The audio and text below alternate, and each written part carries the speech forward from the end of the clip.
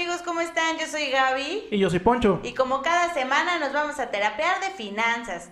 El día de hoy vamos a platicar acerca de qué es la inflación y cómo afecta todos los días nuestra vida. Sí, es un tema que extrañamente deberíamos estar muy familiarizados porque literal pasa a diario, pero como que termina siendo algo por el momento misterioso. Esperamos que después de este capítulo no sea un poquito menos misterioso. Aún con la investigación que hicimos y que estudiamos actuaría y todo, hay muchos aspectos que nos siguen pareciendo como curiosos o misteriosos, pero trataremos de ponerlo en los términos más simples. Exacto, y primero yo, antes de entrar en materia, quisiera presumirles mi plantita nueva. O sea, para los que nos ven continuamente, aquí siempre está el puerquito, pero ahora me regalaron una plantita y decidimos que era una buena adquisición para decorar nuestro nuevo podcast. Nada más era para presumirles mi plantita. Pero bueno, si entrando en materia, justamente lo que dices, Poncho, es muy relevante porque es algo que por todos lados escuchamos, que si la inflación, que se invierte en algo que te genere al menos ese valor, pero pues muchos de nosotros no tenemos ni idea ni de cómo se saca ese valor, o sea, de dónde sale, quién lo inventó, para qué lo necesitamos, por qué no nada más ese valor se elimina y ya. Y para, pues no sé cómo se llama, pero digamos que para entender por qué causa tanta confusión, investigamos lo primero que sale, o sea, cómo se define en diccionario la inflación, porque aquí descubrimos que ahí está el inicio de todos los males, o sea, con esta definición que no dice absolutamente nada. O sea, nosotros no, porque somos nacos. Ajá, exactamente. Miren, se los voy a leer a pie para que vean, pero dice: proceso económico provocado por el desequilibrio existente entre la producción y la demanda. Causa una subida continua de los precios de la mayor parte de los productos y servicios y una pérdida de valor del dinero para poder adquirirlos o hacer uso de ellos. Sí, exactamente. Bueno, está súper rebuscado eso. Es una definición obviamente que pues seguramente ya en tema económico pues tiene mucho sentido para los economistas, para el gobierno, así tan textual, ¿no? Nosotros como traducción es lo que quisieron ellos decir es que la inflación es un porcentaje, bueno, yo así lo entiendo o lo me gusta verlo. Es un porcentaje que determina cómo incrementan los precios en un periodo, ¿no? Entonces puede ser, de hecho la inflación en México se mide o se reporta de forma mensual, ¿no? Sí, se mide quincenal, mensual y anual. Pero sí, en general se reporta así. Entonces, ese es como el resumen. A ver, si yo agarro, no sé, un café, vamos a suponer que este es mi café de Starbucks y lo mido hoy. Si yo vuelvo a comprar ese mismo café en un mes y se incrementa de precio, voy a decirlo así de una forma muy burda, pero esa sería la inflación que tuvo mi café en un mes. Si mido ese incremento en un año, pues es una inflación anual y así sucesivamente, ¿no? Sí, y no sé si hay señoras que nos vean, así, yo creo que sí, pero porque ya estamos en la edad donde ya también somos señores, pero... Yo todavía quiero sentirme joven y tú ya señora ya. No, pero realmente, por ejemplo, mi mamá tiene mucho más sentido de este aumento en los precios porque cuando compraba las cosas para alimentarnos a mi hermana, a mí y a mi papá, pues decía, ay, ¿qué crees, hijos? Hoy está bien caro el aguacate, entonces cambié el platillo porque ya vamos a comer otra cosa, ¿no? O el jitomate o lo que sea. Y eso que acaba de decir Gaby, donde miden, pues mira, lo que mamá sabía que el jitomate había subido de precio, a eso se le llama inflación, digamos. Y por eso la miden en estos periodos que menciona Poncho, porque pues como todos sabemos, algún producto o servicio que consumamos, generalmente en la canasta básica pasa, ¿no? Que de repente está algo arriba por algo y luego baja y así vamos. Por eso es la importancia de medirlo periodo a periodo. A nosotros como nos gusta explicarlo y como que creemos que es una forma muy fácil de que entendamos cómo es que todos los días vivimos con ese valor, ese incremento, nosotros le denominamos el efecto chetos. Sí, es un efecto, bueno, así nosotros lo ponemos. En particular lo bautizó Gaby porque a ella le gustan los chetitos. A mí me gustan más los rancheritos y de hecho hice una publicación de rancheritos. Seguramente están de acuerdo ustedes que a la mitad o a más de la mitad de los que nos ven no les gustan los rancheritos, pero a todo el mundo nos gustan los chetos. O sea, es más normal que nos gusten los chetos que los rancheritos. Exactamente. Pero bueno, ahorita les vamos a hablarlo en términos del efecto chetos, pero pónganlo en el producto de su preferencia. Exactamente, entonces, si yo pienso, Gabriela, cuando yo tenía así 5 o 6 añitos y empezaba mis pininos en esto de gastar dinero, y mi mamá me daba mi domingo, mi mamá pues a lo mejor me daba 3 pesos de domingo. Sí, si alguien más joven nos ve, antes nos daban domingos bien, que se escuchan bien pobres, pero ahí está el detalle. Cuando yo tenía como alrededor de 5 años, 4 años, unos chetos costaban de 1 a 2 pesos, o sea, imagínense. No estoy tan vieja, o sea, no vayan a decir, ay, qué bien conservada. No, o sea, sí estoy grande, pero no han pasado tantos años de que yo compraba unos chetos a 2 pesos. Entonces, ahora, hoy, o sea, piensen qué producto o qué papitas se pueden comprar con 2 pesos. Ninguna. No. De hecho, si hoy un niño de 5 o 6 años va a la tienda o ya de rico al Oxxo a comprar unos chetos, le van a costar 12 pesos. Lo que pasó en medio entre mis 2 pesos y los 12 pesos que hoy cuestan los chetos, eso se llama inflación.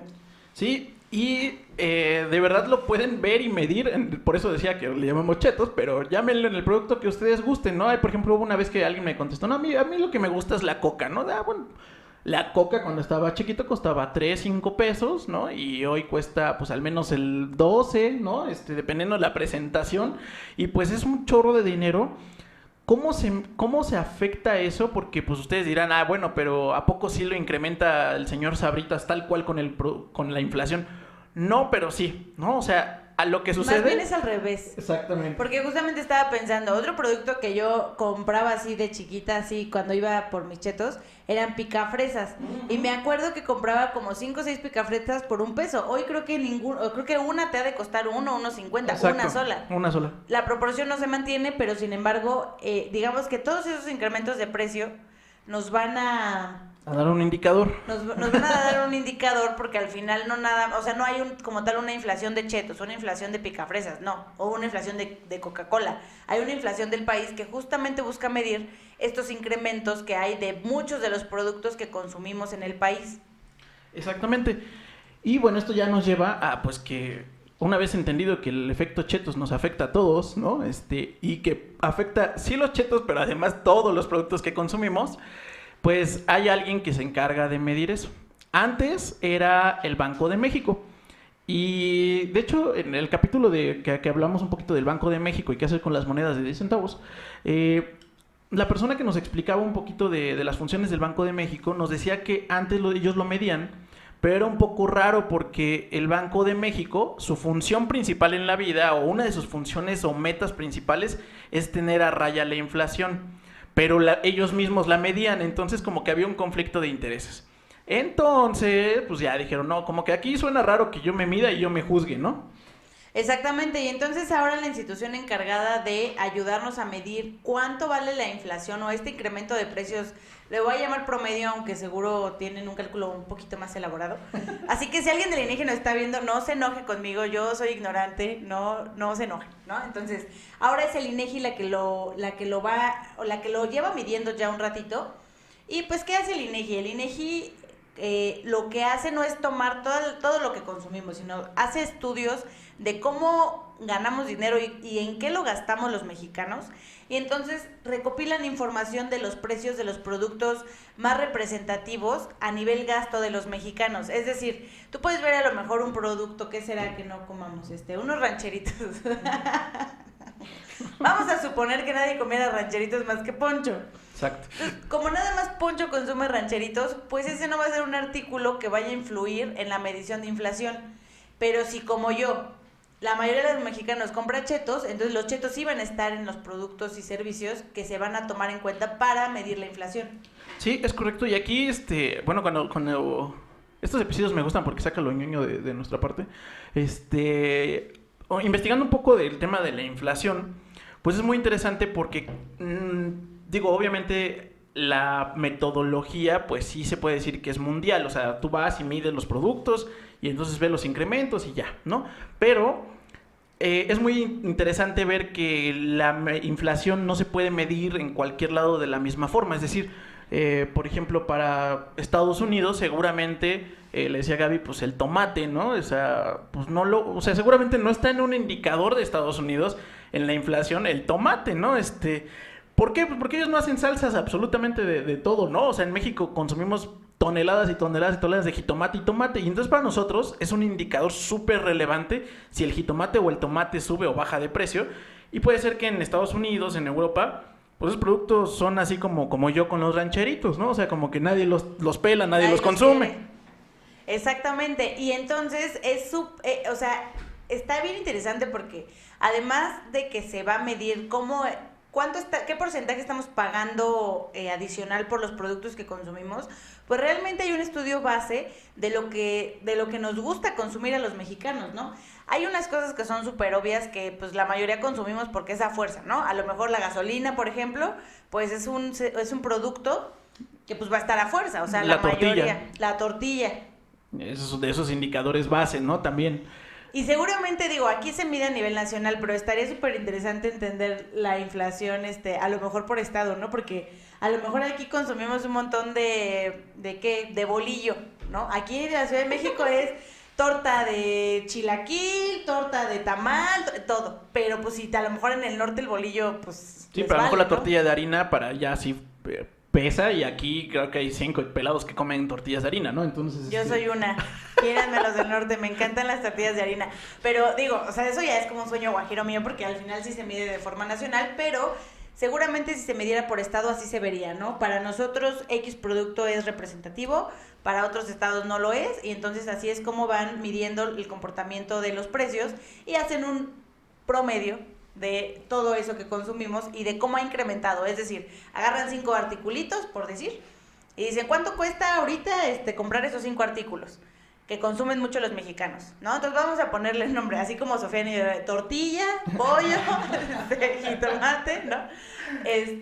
Y en 15 días van a volver a medir cuánto cuesta comprar esos mismos artículos. Ese incremento o decremento de precios que puede pasar se llama inflación o deflación. Es correcto. Y que aquí también hay un efecto bien interesante porque que es un poco teórico, pero es como parte del estudio, digamos. A ver, Gaby, ¿por qué si hay el mismo dinero circulando, por qué a fuerza tiene que subir todo el costo de la vida? O sea, como que no parecería haber mucho sentido. ¿Por qué a fuerza tiene que subir las cosas? Y esa pregunta está súper interesante y al final creo que tiene un trasfondo de muchas teorías y cosas ahí económicas medio chistosas, pero el tema tiene que ver con un tema de oferta y demanda. Y se contesta con una de las cosas que vimos en el capítulo de las monedas del Banco de México, de por qué no nada más imprimir dinero y ya. Y aquí en la inflación está la respuesta. Lo mencionamos, pero aquí ya como con más carnita. El detalle es que cuando circula más dinero en el país, o sea, cuando nosotros tenemos todos los mexicanos más dinero, lo que pasa es que empezamos a gastar, ¿no? O sea, la mayoría de nosotros no tenemos más dinero y lo ahorramos. Y entonces lo que pasa es que entonces existe una cantidad de servicios y de productos, pero se incrementa la demanda. Entonces todos queremos jitomate, pero pues nada más hay 3 kilos, pero todos queremos, ¿no? Entonces lo que va a pasar es que el jitomate, como tiene más demanda que oferta, entonces se va a incrementar porque se vuelve un artículo que, pues, no le quiero llamar de lujo, pero pues algo así, ¿no? O sea, como si fuera una subasta, por así decirlo, ¿no? Ajá, como que todos lo deseamos y entonces, pues, como yo produzco jitomate y ya vi que todos quieren, entonces, pues, lo puedo dar más caro porque, pues, a ver, consíguete otros 3 kilos en otro lado, ¿no?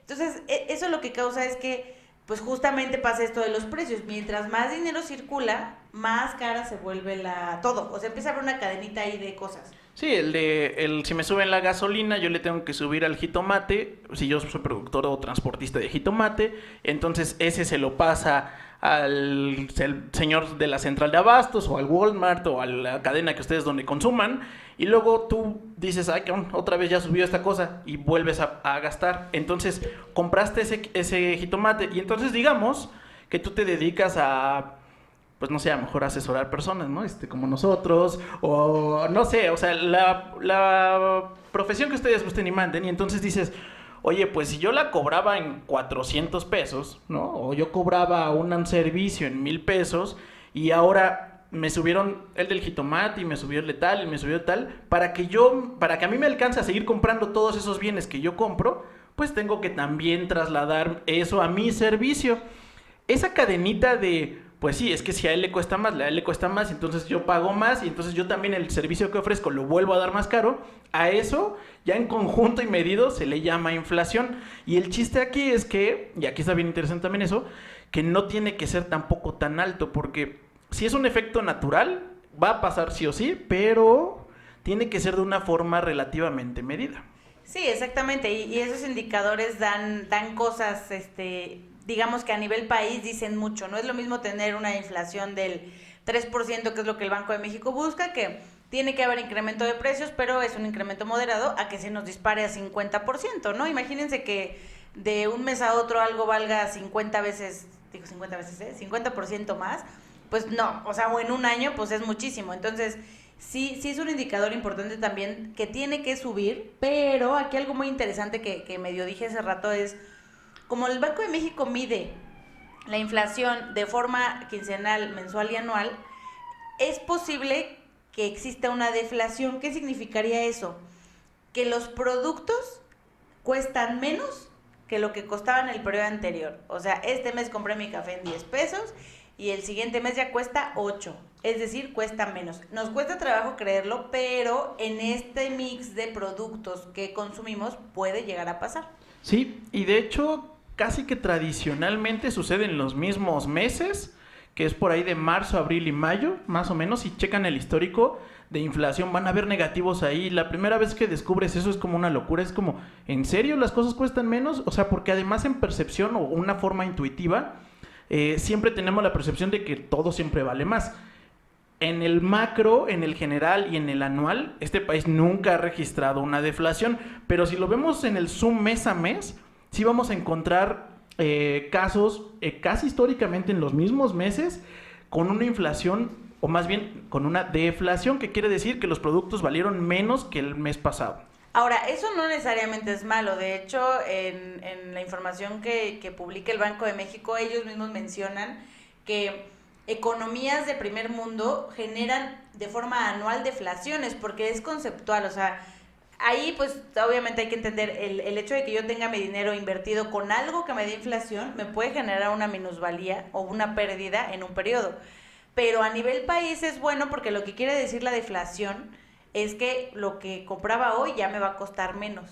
Sí, hay casos muy específicos que han sucedido, no son muchos países los que pueden lograr eso, en particular Suiza, Japón, por ahí, pues ya son economías muy avanzadas, donde también su demografía, las personas que viven ahí realmente son menos año con año, y entonces comprar lo mismo cuesta menos. Es un poco extraño, pero tienen una economía muy fuerte.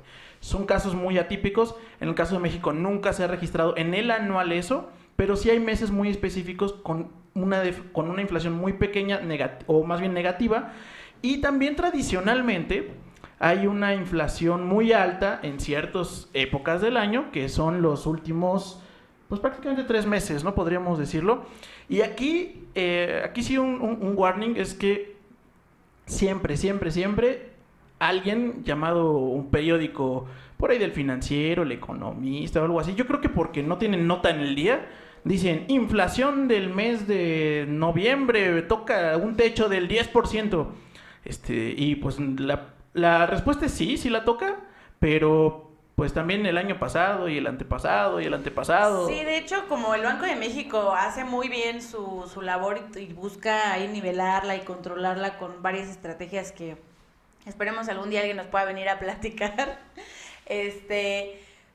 pues sí, creo que mantiene en proporción un ciclo la inflación. O sea, de hecho, la misma página del Banco de México reporta que hay 3 meses, que son marzo, abril y mayo, que lo más probable es que haya una deflación, y entonces pues también hay otros donde se reporta que va a haber una inflación mucho más alta, pero eso depende de qué lado estés. Si tú estás en el lado donde estás invirtiendo en un instrumento ligado a la inflación, pues sí vas a ver una minusvalía, vas a ver que perdiste un poquito, pero después vas a ver que ganaste muchito, y entonces en el nivelado ya se va a ver normal. O sea, no sé si me explico.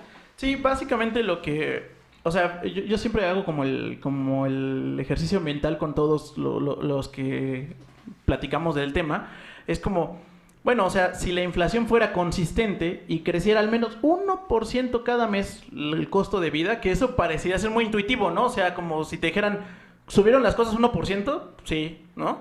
Y si tuvieras eso anual, estaríamos en inflaciones del 12%. Imaginen, eso sería una grosería para el país. Afortunadamente, este país tiene mucho que ya no está ahí, pero pues nuestros compañeros y amigos venezolanos, argentinos, ellos siguen con los estragos de pues malas decisiones financieras a nivel país, que los tienen en inflaciones del 1000%, el año pasado Argentina como del 50%, o sea, realmente esas inflaciones son terribles y ahí sí ahí hacen mucho más pobre a la gente. Entonces, nosotros de verdad a veces somos muy malagradecidos con el universo y decimos, no, México es una porquería, bla, bla, bla, pero dentro de todas las malas y buenas decisiones que hemos tenido, tener una economía con esta virtud de una inflación moderada y controlada es un gran avance. Exactamente, pues mira, fíjate, por ejemplo, el año pasado, 2019, que parecía un año, y no parecía, sí fue un año complicado y con todo el tema político del país y todo ese show,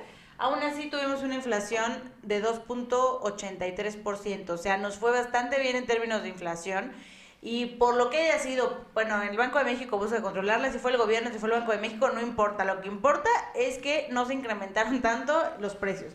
Por eso es muy importante tener muy claro qué significa este indicador de la inflación, porque vivimos todos los días con él, todos los días. Mientras más conscientes seamos de eso, creo que nos va a ir mejor a entender justamente este apartado de cómo ya ahora invierto mi dinero, ¿no?